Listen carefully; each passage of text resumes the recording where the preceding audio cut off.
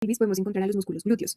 Por ejemplo, el músculo glúteo mayor se origina en el ilion, específicamente posterior a la línea glútea posterior, además en el sacro, en el coxis y en el ligamento sacrotuberoso. Y este se va a insertar en el tracto iliotibial y en la tuberosidad glútea del fémur. Músculo glúteo medio va a tener su origen en la cara externa del ilion, entre las líneas glúteas anterior y posterior, y este se va a insertar en la cara lateral del trocánter mayor. Y el músculo glúteo menor, que se va a originar en las líneas glúteas anterior e inferior del ilion y se va a insertar en la cara anterior del trocánter mayor. Como el músculo tensor de la fascia lata, el cual se origina en la espina ilíaca anterior superior y en la porción anterior de la cresta ilíaca y se inserta en el tracto iliotibial, el cual va a descender y va a terminar en el cóndilo lateral de la tibia. El músculo piriforme, el cual tiene origen en la cara anterior del sacro entre C2 y C4, este va a salir de la pelvis por la escotadora asiática mayor y se va a insertar en el borde superior del trocánter mayor. El músculo obturador interno va a tener origen en la cara interna de la membrana obturatriz y en los huesos adyacentes, y este se va a insertar en la cara medial del trocánter mayor, específicamente en la fosa trocantérica.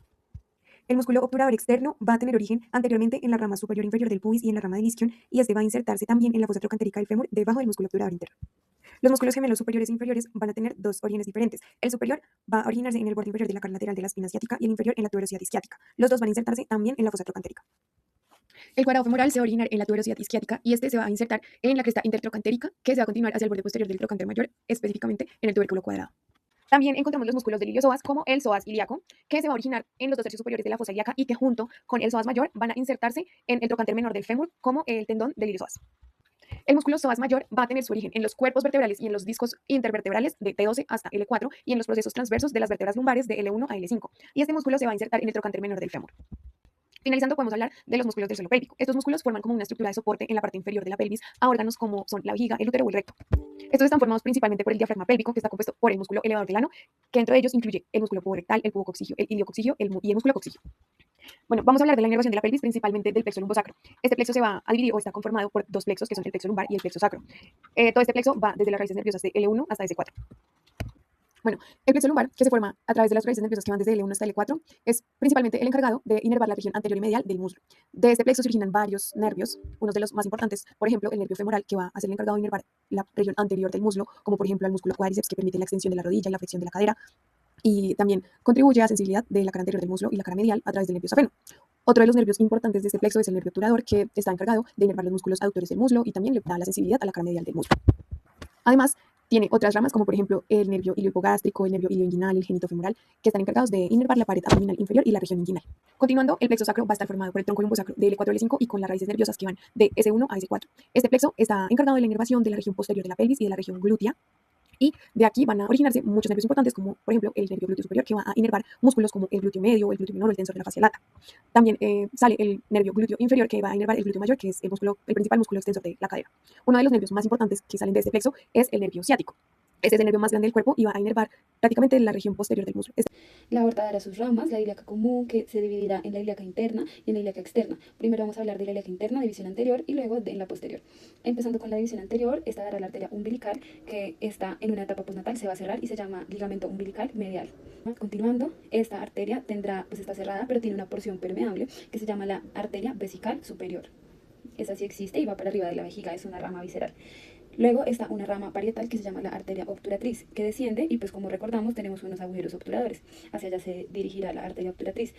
La arteria obturatriz, aunque viene de la ilíaca, va a ir más para la región del muslo. Dará una rama nutricia para el ilion, que pues como sabemos los huesos deben tener nutrición, entonces la arteria nutricia del ilion la dará la arteria obturatriz, que es rama de la ilíaca interna, división anterior. La arteria obturatriz dará una rama púbica. Esa rama púbica se va a anastomosar con otra rama púbica, que es rama de la epigástrica inferior, que es rama de la ilíaca externa. El siguiente, la arteria uterina, que como sabemos pues solo estará en mujeres. Cuando llega se dividirá en ramas ascendentes y ramas descendentes para el cuerpo.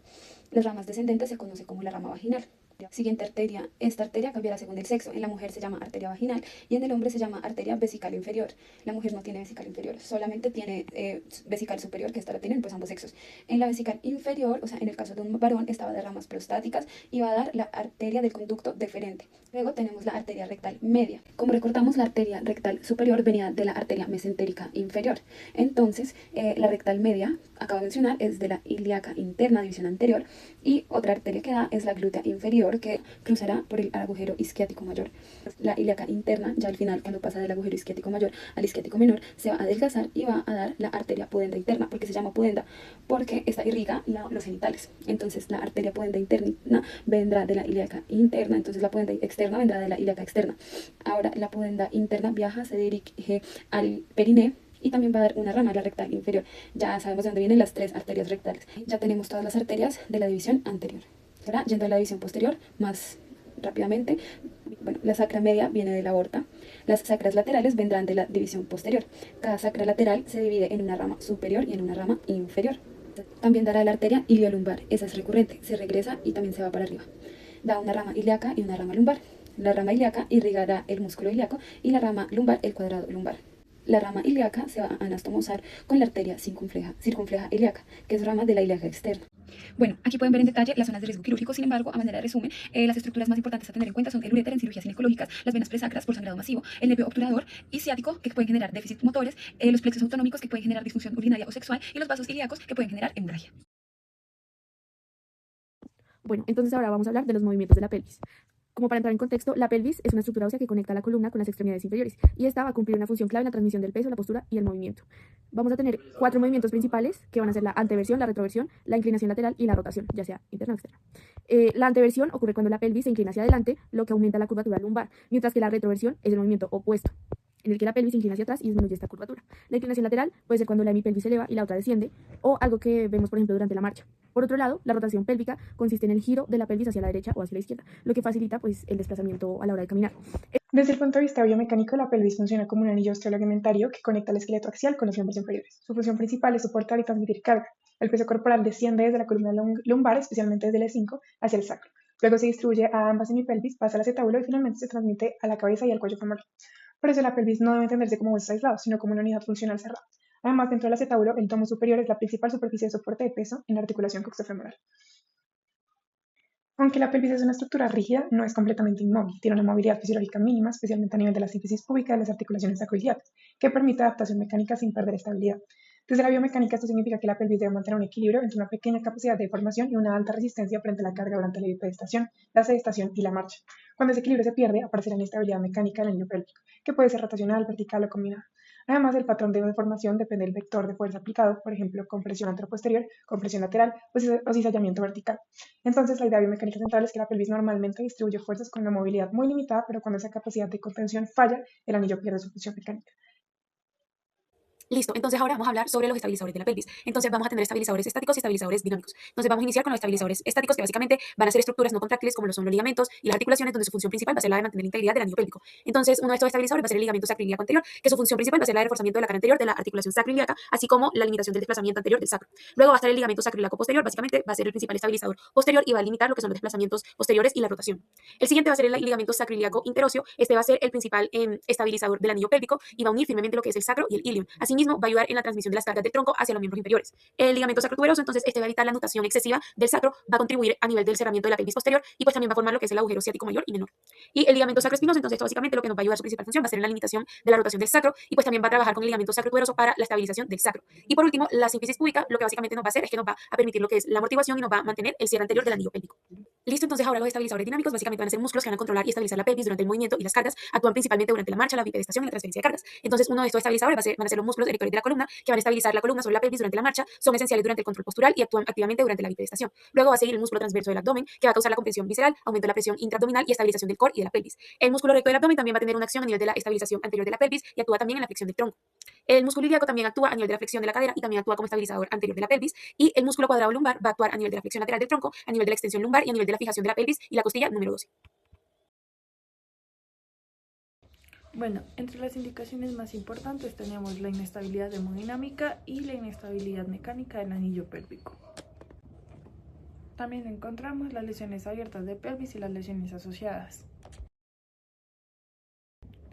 Por último, podemos encontrar el dolor e incapacidad funcional severo. Es importante que recordemos que la inestabilidad hemodinámica y mecánica son las principales causas de intervención quirúrgica. Las lesiones abiertas y asociadas aumentan una urgencia quirúrgica y el tratamiento debe ser individualizado y multidisciplinario. Ahora tenemos los planos de disección. Los planos de disección son ese mapa de ruta que tienen los cirujanos dentro de una cirugía para conocer en todo momento no solamente el punto anatómico en el que están, sino también conocer todas las estructuras que se encuentran involucradas en todo momento. Así pues, tenemos en primer lugar el plano superficial dividido en la piel y el tejido celular subcutáneo. El tejido celular subcutáneo contiene la fascia de Camper, la fascia de Scarpa, que se continúa como la fascia de Coach, las arterias y venas epigástricas y el nervio cutáneo. Luego tenemos el plano aponeurótico, que contiene la aponeurosis del músculo oblicuo externo, y el plano funicular, que contiene el cordón espermático en los hombres o el ligamento redondo en las mujeres, además de contener específicamente el conducto deferente, la arteria testicular, el plexo pampiniforme y el nervio ilioinguinal. Posteriormente tenemos el plano muscular, que conforma la pared superior, compuesta compuesta por las fibras musculares del oblicuo interno y el transverso del abdomen, cuyos tendones forman el tendón conjunto u os inguinal y el nervio ilipogástrico. Luego tenemos el plano facial profundo, que contiene las fascias transversales, cuya debilidad genera o es una de las principales causas de hernias. Luego tenemos el espacio extraperitoneal, el cual contiene grasa y tejido conectivo laxo, luego el paso epigástricos inferiores y la corona mortis. Clínicamente, la corona mortis es importante, ya que es una anastomosis fisiológica, arterial o venosa, que se presenta en un 50% de los pacientes operados. Y esta consiste en una anastomosis entre las arterias o venas epigástricas inferiores y la arteria o la vena obturatriz. Su importancia clínica es que la ruptura de esta anastomosis puede generar un sangrado importante en el paciente, que puede generar incluso su muerte. Y tenemos el plano vascular nervioso mayor con la arteria ilíaca externa, el nervio femoral, el nervio cutáneo femoral lateral y el nervio genitofemoral. Y por último tenemos el plano óseo ligamentario con la rama superior del pubis, la línea pectina y la sínfisis púbica, el ligamento de Cooper, el ligamento de Gimbernat y el ligamento de Henle. Y por último tenemos el plano seroso conformado por la cara lateral del peritoneo. Importante clínicamente es que en abordajes extraperitoneales siempre se rechaza la capa peritoneal lateral, ya que no se interesa entrar al peritoneo. En caso de que sí se requiera un abordaje intraperitoneal, se ingresa a este plano seroso. Vamos a hablar sobre las rutas generales de acceso. Vamos a tener 4. La primera es la Smith-Petersen o la anterior, que es el único como tal plan internervioso verdadero. Valga la redundancia de la parte anterior, ya más adelante vamos a hablar de este. Tenemos la Watson-Jones o la anterolateral. Este es importante porque a diferencia de la anterior no se considera como tal un plano verdadero, más bien, valga la redundancia, es un plano falso, ya que los músculos que lo delimitan, que es el tensor de la fascia lata y el glúteo medio, comparten la misma inervación, ¿sí? Que es del nervio glúteo superior. Tenemos la lateral, que implica la división del vasto lateral, y el more o el posterior, que la importancia clínica de este es que radica entre la división directa de la parte posterior, aunque exige la protección crítica del nervio ciático. En la tercera diapositiva vamos a hablar sobre el abordaje del Smith-Petersen, que nos va a dar un mapeo superficial y en el plano subcutáneo. ¿Listo? Entrando de lleno en el abordaje de el plano anterior, vamos a observar el mapeo superficial y la incisión que comienza en la cresta ilíaca y desciende hacia la espina ilíaca anterior superior. Todo esto en el plano subcutáneo. Ahora, el cirujano va a enfrentar un peligro inmediato, y es que el nervio femorocutáneo lateral, como se evidencia en las láminas anatómicas, debe ser identificado y rechazado cuidadosamente hacia el lado medial para evitar lesiones que lleguen a generar un entumecimiento En esta vamos a hablar del desarrollo del plano internervioso. En esta fase es importante desarrollar el intervalo seguro. ¿A qué me refiero? Que este es el núcleo de este abordaje. ¿Por qué? Porque en este plano se sitúa entre el músculo sartorio, que está inervado por el nervio femoral, y el tensor de la fascia lata, inervado por el nervio glúteo superior, que ya lo habíamos hablado anteriormente. Y en este punto vamos a emitir una alerta vascular, porque es fundamental identificar la rama ascendente de la arteria circunfleja femoral lateral, la cual cruza este intervalo, y esta arteria debe ser ligada o coagulada urgentemente para evitar hemorragias que lleguen a dificultar la disección profunda hacia la articulación. En esta diapositiva vamos a hablar sobre la exposición profunda y la articulación coxofemoral. Entonces, llegamos a la fase final de la disección profunda hasta el cuello femoral, tras diseccionar la cápsula articular anterior, logrando una exposición completa, ¿sí? De la cual es de máxima relevancia en estas cirugías, para poder realizar reducciones o fracturas de reemplazos articulares. Ahora, una maniobra muy importante o clave aquí es que se debe rotar externamente la extremidad, y esta acción nos va a permitir como dislocar la cabeza femoral con mucha facilidad. Ahora, en cuanto a las complicaciones quirúrgicas, podemos tener intraoperatorias o posoperatorias. En cuanto a las intraoperatorias, podemos presentar hemorragia o lesiones vasculares o nerviosas, y posoperatorias principalmente infecciones, tromboembolismos, fallo de material y disfunción orgánica. Bueno, entre las intraoperatorias la hemorragia es la más frecuente y la más severa, que se puede originar desde el plexo venoso pélvico o las arterias ilíacas. Pues tiene varias consecuencias, entre ellas las más importantes: el choque hipovolémico y el aumento de la mortalidad. Ya hablando un poco más de las posoperatorias, tenemos la infección quirúrgica. Hay dos tipos: superficial y profunda, como la osteomielitis, que tienen varios factores de riesgo, entre ellos una cirugía abierta y un politrauma. El manejo debe ser con antibiótico y reintervención quirúrgica. Otra de las más frecuentes es el tromboembolismo venoso. Puede incluir trombosis venosa profunda o embolia pulmonar. Los factores de riesgo son inmovilización prolongada y el trauma severo.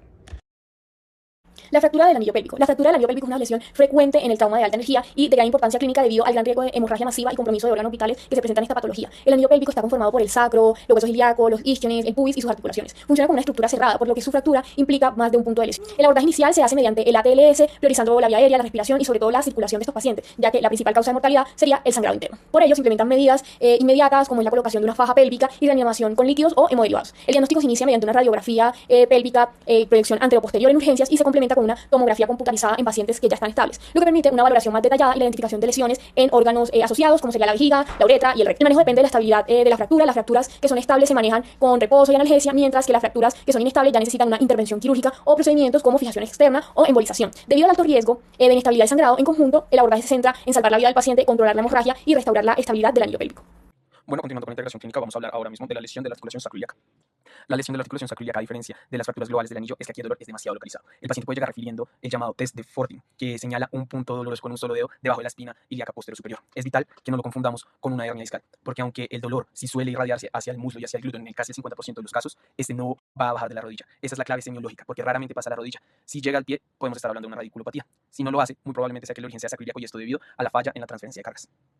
Para confirmar nuestra sospecha clínica, utilizamos el clúster de Lancet. No dependemos de una sola maniobra. La literatura nos dice que si aplicamos estas 5 pruebas de provocación y obtenemos 3 positivas, la sensibilidad diagnóstica es casi el 91%. La maniobra más importante es el tight thrust. Es la presión axial sobre el fémur para estresar la articulación. El objetivo aquí no es buscar un movimiento, sino reproducir el dolor familiar del paciente para confirmar que los ligamentos sacroiliacos están comprometidos. Finalmente, el diagnóstico se apoya en imágenes radiológicas, en donde aplicamos la escala de Nueva York, más que todo buscando esclerosis o erosiones. Y en cuanto al manejo, iniciamos siempre de forma conservadora, enfocándonos en el cierre de fuerza, es decir, fortaleciendo los músculos y estabilizadores del glúteo mayor y el core. Si el paciente no mejora, el estándar de oro, tanto para el diagnóstico definitivo como para el tratamiento, es la infiltración intraarticular, la cirugía o la artrodesis, queda reservada exclusivamente para casos de inestabilidad mecánica severa, que no responda tras 6 meses de manejo médico. La fractura por abulsión pélvica es una lesión estable del anillo pélvico producida en pacientes con esqueleto inmaduro por un desequilibrio entre la fuerza de tracción del músculo y la resistencia del cartílago apofisiario en que se inserta. Son lesiones asociadas a deportes de alta energía.